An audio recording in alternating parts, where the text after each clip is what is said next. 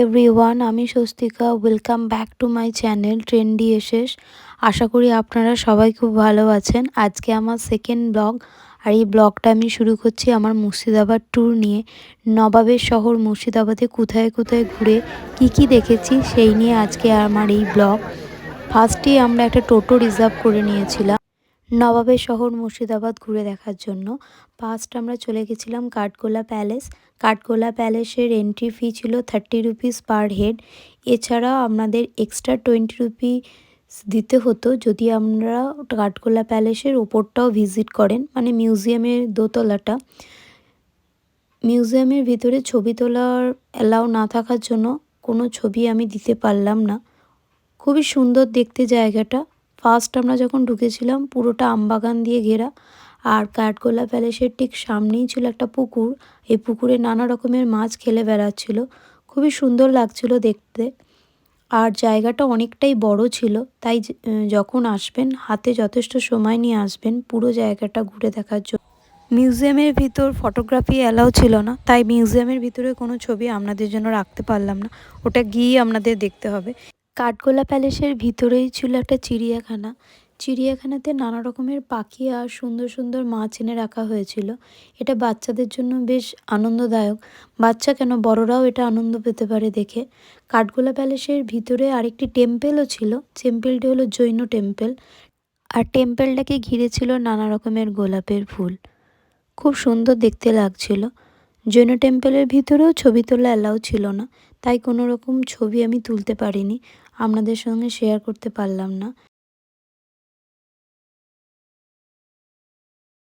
এরপর আমরা সোজা এখান থেকে চলে যাই জগৎ শেঠের বাড়ি, হাউস অফ জগৎ শেঠ, যেটা জগৎ শেঠের বাড়ি না, এখানে জগৎ শেঠের বাড়ি বলা হচ্ছে। এটা মেনলি ছিল ট্যাক্সন।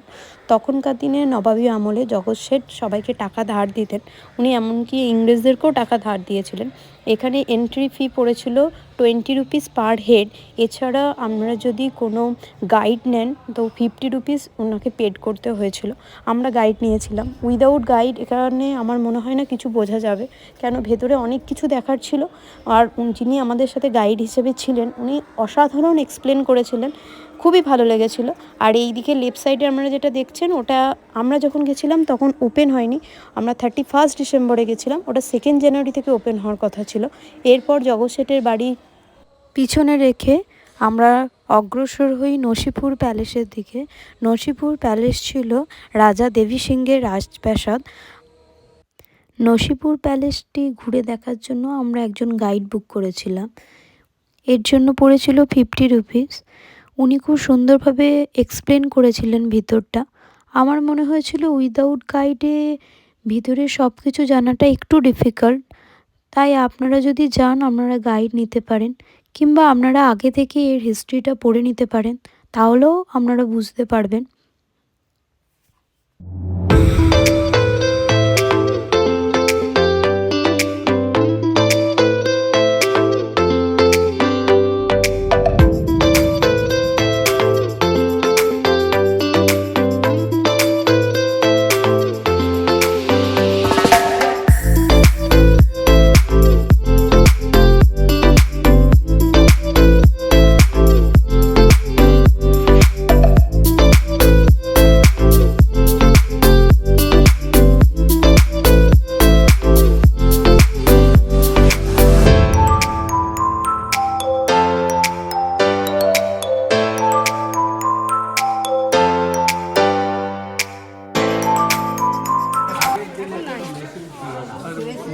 ভেতরে রামচন্দ্র দেবের মন্দির। 1776 সালে এই মন্দির প্রতিষ্ঠা করেছিলেন দেবী সিং।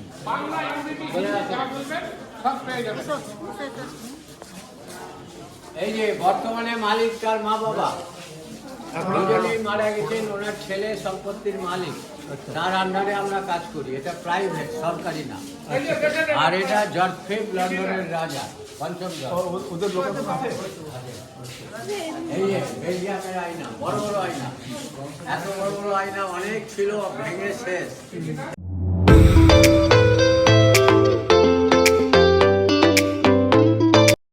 এরপর আমরা এসে পৌঁছাই কাটরা মসজিদে। কাটরা মসজিদের কোনো এন্ট্রি ফি ছিল না, এটা সকলের জন্য ফ্রি ছিল। কাটরা মসজিদটা ঘুরে দেখার জন্য আমরা কোনো গাইড নিইনি। আপনারা যখন যাবেন আপনারা গাড়ি নিতে পারেন। আমাদের হাতে টাইম কম ছিল, কারণ তখন আমাদের হাজারদুয়ারিটা দেখতে বাকি ছিল, তাই জন্য আমরা গাইড নিতে পারিনি। আমরা নিজেরাই কাটরা মসজিদটা ঘুরে দেখেছিলাম, বেশ সুন্দর লেগেছিল। নবাবের শহর মুর্শিদাবাদের প্রত্যেকটা জায়গায় রয়েছে প্রচুর ইতিহাস। এই প্রচুর ইতিহাস হয়তো একদিনে জানা সম্ভব নয়, আর জেনে উঠতেও আমি পারিনি, তাই বাকিটুকু অজানা জানতে হয়তো আবার একদিন আসবো মুর্শিদাবাদ ঘুরতে। কাটরা মসজিদে বেশ কিছুক্ষণ আমরা সময় কাটিয়েছিলাম, অনেক ছবি আমরা এখানে তুলি, প্রচুর রিলস বানিয়েছি, সুন্দর লেগেছিল জায়গাটা।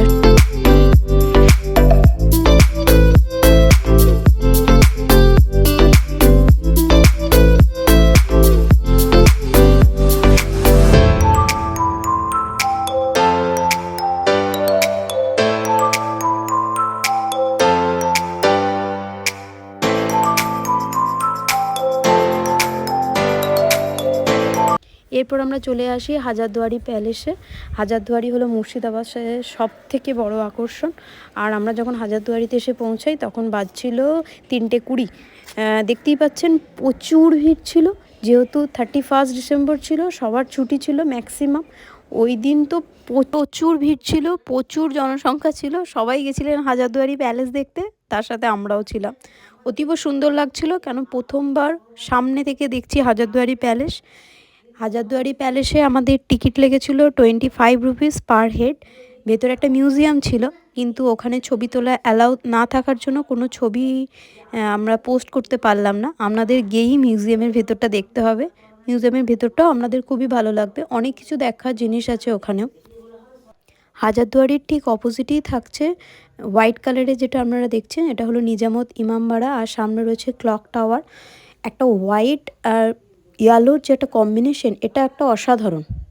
জাস্ট যারা হাজারদুয়ারি দেখেছেন তারাও জানেন এটা কত সুন্দর, আর যারা যাবেন তখন তারা দেখবেন যে এটা কত সুন্দর, জাস্ট বলে বোঝানো যাবে না।